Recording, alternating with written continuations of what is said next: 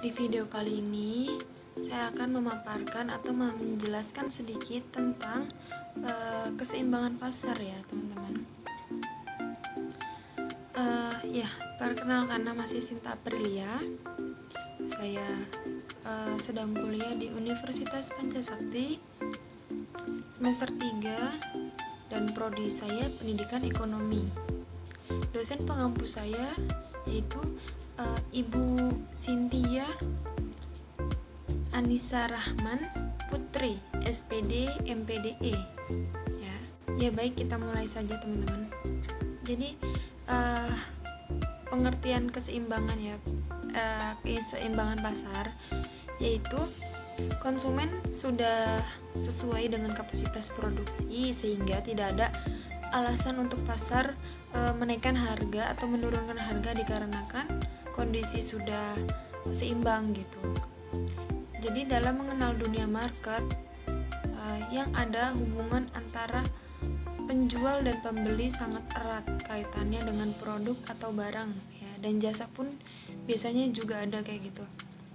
Terus seorang seller akan menawarkan produk atau barang tersebut sesuai stok ya yang ada kepada buyer, dan buyer akan membeli produk dengan harga yang sesuai dengan barangnya gitu. Maka terjadilah keseimbangan yang terjadi pada pasar atau disebut juga ceteris paribus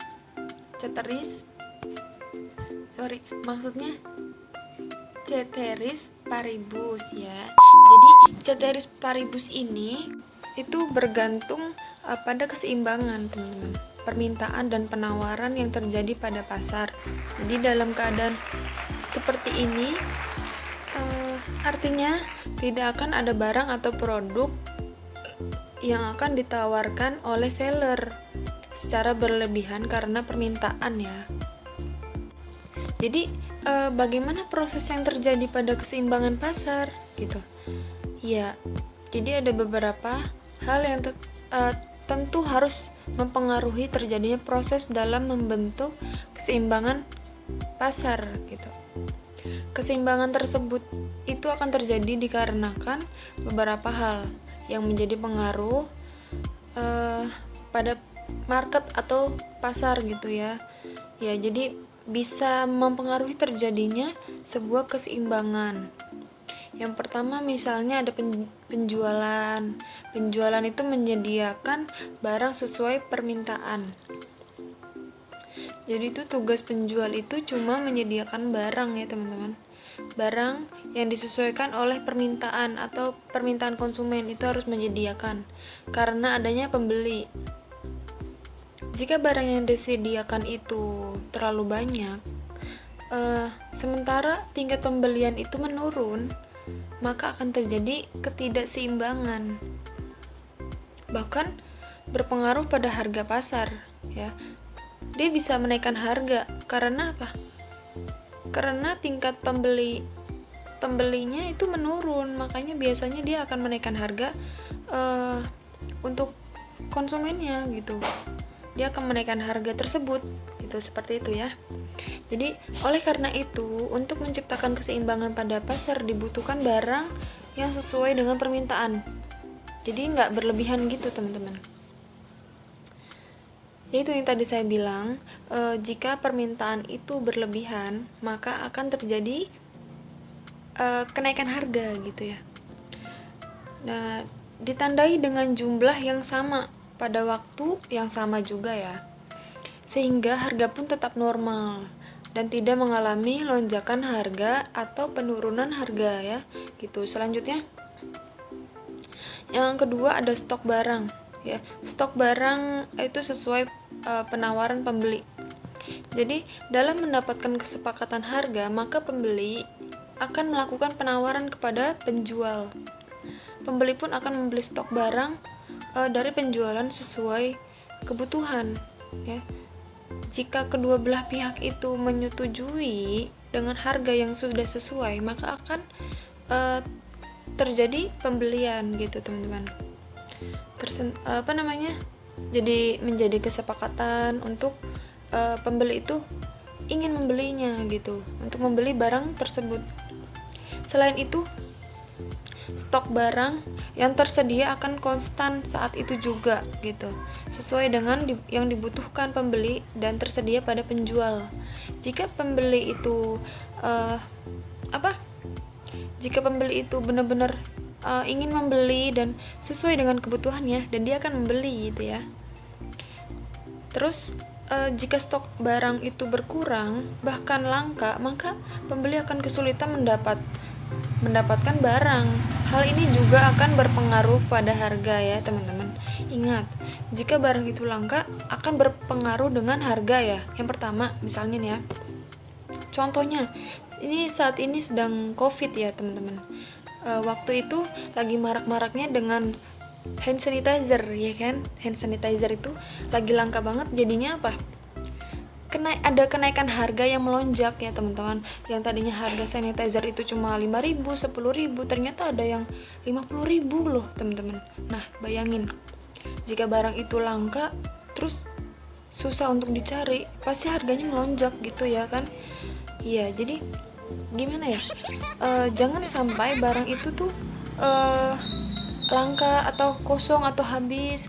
Nah, itu yang terjadi dengan tidak keseimbangan pasar gitu teman-teman. Ya, selanjutnya yang ketiga, ada keseimbangan permintaan tingkat ketersediaan ya, yang tadi saya udah bilangin itu ada. Jadi kebutuhan pembeli akan barang dan pada pasar itu menjadikan penjual itu harus memastikan stok barang ya. Yang tadi saya bilang seperti hand sanitizer yang tadinya marak-maraknya itu, yang tadinya harganya kecil sekali, tingkat harganya cuma harga 5.000 jadi 20.000, 25.000 seterusnya ya teman-teman. Itu yang terjadi dengan ketidakseimbangan pasar. Dan ini permintaan tingkat ketersediaan itu harus, jadi penjual itu harus menyediakan barang tersebut gitu, tapi tidak untuk melebih-lebihkan ya gitu.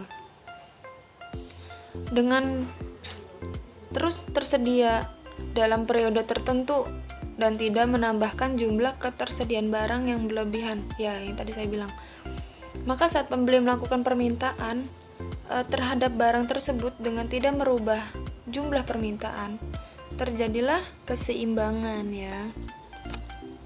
Selanjutnya, adanya kesamaan jumlah antara stok produsen dan permintaan konsumen ya.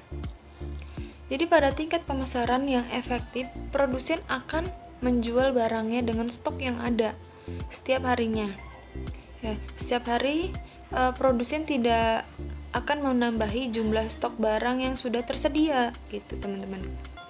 Sementara itu konsumen pun melakukan permintaan ya, permintaan barang sesuai ya. Sorry teman-teman, tadi ada salah teknis ya. Ya, saya lanjut ya. Yang tadi, jadi sementara itu konsumen pun melakukan permintaan barang sesuai dengan jumlah seperti biasanya gitu. Jadi tidak melebihkan dan tidak dikurang-kurangkan gitu ya.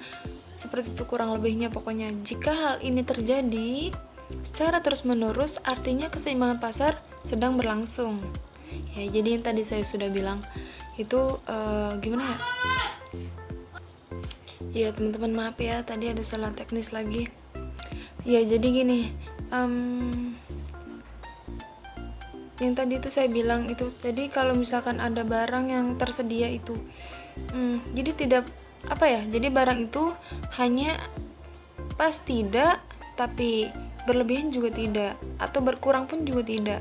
Jadi pas gitu ya teman-teman. Jadi seperti biasa penjual itu harus tapi tidak untuk nyetok barang atau yang lainnya ya, tapi gimana untuk yang stok barang jumlah itu harus sesuai dengan permintaan gitu maksud saya ya. Selanjutnya penentuan harga. Jadi dalam bentuk yang paling sederhana, interaksi konstan antara pembeli dan penjual, mungkin harga muncul seiringnya waktu gitu ya teman-teman. Misalkan hari ini telur yang sedang melonjak ya teman-teman. Misalkan harga telur ayam itu pas minggu kemarin itu harga telur cuma harganya 27.000. Ternyata udah 2 hari kemudian harganya 27. Dan kemarin saya beli telur itu harganya 29. Coba teman-teman bayangin. Dari harga 25, 26, 27, 28, 29. Naiknya wah, parah banget ini teman-teman. Gitu. Jadi seiringnya waktu, harga itu akan naik terus gitu. Jadi naik dan naik gitu ya teman-teman. Karena mungkin karena persediaan itu karena ketersediaan barang itu berkurang atau apalah ya teman-teman. Jadi dia menaikkan harga telur tersebut gitu. Ya kan selanjutnya. Jadi seringkali sulit untuk menghargai proses ini karena harga sebagian besar barang yang diproduksi ditentukan oleh penjual gitu. Kita tidak bisa menentukan harga telur ini bisa nggak 25, harganya bisa nggak 26 ya gitu. Jadi seiringnya waktu telur apapun itu, hand sanitizer dan sebagainya, dia akan naik atau turun seiringnya waktu berjalan gitu teman-teman. Jadi dia tidak seimbang gitu ya dengan harga yang hari ini sebulan murah gitu ya harganya turun, bulan besok nih harganya naik gitu. Itu tidak bisa dipungkiri teman-teman. Karena apa ya? Karena harga itu sudah dipatok dan sudah ditentukan oleh penjual gitu teman-teman, sudah ditentukan dari sananya gitu ya. Kita tidak bisa menawar ya, kecuali sayuran. Kalau sayuran itu mungkin kita bisa untuk menawar ya teman-teman. Selanjutnya menentukan keseimbangan pasar melalui harga ya, yang tadi saya sudah bilang ya teman-teman, seperti telur, hand sanitizer gitu ya. Jadi seperti gula pun juga seperti itu ya teman-teman. Dia kadang naik, kadang turun, seperti itu terus menerus seiringnya waktu berjalan gitu. Jadi keseimbangan pasar melalui harga itu seperti ini. Harga equilibrium juga disebut harga pasar karena harga pasar ini adalah nilai yang tepat untuk dibawa produsen ke pasar berisi target konsumen dan tidak akan ada sisa gitu ya. Hal ini efisien karena tidak berlebihan pasokan dan output itu terbuang, itu tidak ada, atau kerusakan pasar merespon harga secara efisien ya. Ini fitur utama dari mekanisme harga dan salah satu manfaat adalah menciptakan keseimbangan pasar. Yang tadi saya sudah bilang yang tadi saya sudah bilang. Jadi hand sanitizer, telur, gula maupun yang lain sebagainya itu dia seiring waktu berjalan tidak akan naik terus, melonjak terus, tapi ada turunnya, ada naiknya ya kan teman-teman, kayak gitu. Jadi tidak akan terus seperti misalkan harganya 50.000, enggak gitu, tapi ada naik kadang turun terus saja begitu teman-teman, sikutnya waktu gitu ya. Nah terus selanjutnya ada fungsi penawaran dan permintaan pada keseimbangan pasar ya, fungsinya ini. Jadi fungsinya itu pada permintaan ini ditunjukkan dengan adanya jumlah barang yang diminta ya, serta faktor pendukung lainnya. Dalam hal ini sesuai dengan hukum permintaan yang terjadi pada pasar. Ya, tadi saya sudah bilang ya sebelumnya. Jadi dengan hukum permintaan yang terjadi pada pasar, jika suatu barang terjadi kenaikan harga permintaan, maka barang tersebut akan mengalami penurunan. Begitu juga sebaliknya ya teman-teman. Jika harga barang mengalami penurunan, maka permintaan barang tersebut akan naik drastis, seperti hand sanitizer gitu ya. Itu sudah kita alami sebelumnya ya teman-teman. Kalau sekarang itu sudah turun ya, sudah tidak ada lagi hand sanitizer yang harganya 50.000, itu tidak ada ya teman-teman. Terus selanjutnya fungsi penawaran. Yang tadi kan fungsi permintaan. Dan sekarang fungsi penawaran. Saya akan menjelaskan fungsi penawaran. Jadi fungsi penawaran itu lebih ditekankan pada hubungan persamaan antara harga barang dengan jumlah barang yang tersedia, ya, yang ditawarkan oleh produsen gitu, teman-teman. Cara kerjanya yaitu disesuaikan dengan adanya hukum penawaran, di mana terjadinya kenaikan adanya jumlah barang yang ditawarkan oleh seller, ya, yang diikuti dengan harga barang pada pasar terjadi kenaikan. Jadi kita tidak tahu kapan barang itu naik, barang itu turun, iya kan? Tapi biasanya sih ada juga ya teman-teman. Misalkan kayak, oh harga telur lagi naik kayak gitu ya. Tapi kadang juga turun, terkadang naik, ya seterusnya seperti itu teman-teman. Ya ada contoh dari penawaran, misalnya ya ponsel di counter HP gitu, dia lebih murah dan diminati dibanding iPhone yang harganya selangit, teman-teman. Kadang kita mau beli iPhone, ngapain gitu ya, harga iPhone aja sampai selangit gitu harganya, ketimbang ponsel biasa gitu yang Android daripada iPhone kan mahal banget gitu ya teman-teman. Tapi produsen atau konsumen itu akan mikir dua kali, teman-teman.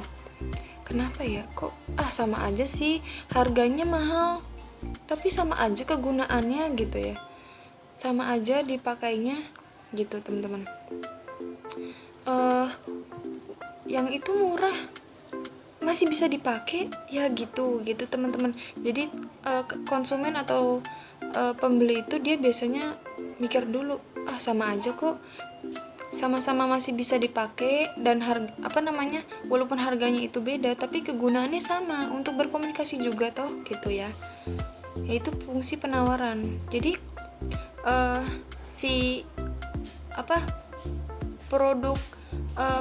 maka produsen smartphone murah akan berlomba-lomba untuk membuat produk murah dengan spesifikasi yang sebanding dengan iPhone, teman-teman. Yang katanya kan smartphone yang iPhone itu kan mahal dibanding HP Android biasa gitu ya teman-teman. Jadi dia lebih memilih HP yang Android daripada smartphone gitu. Dia lebih mahal harganya ya. Gitu teman-teman.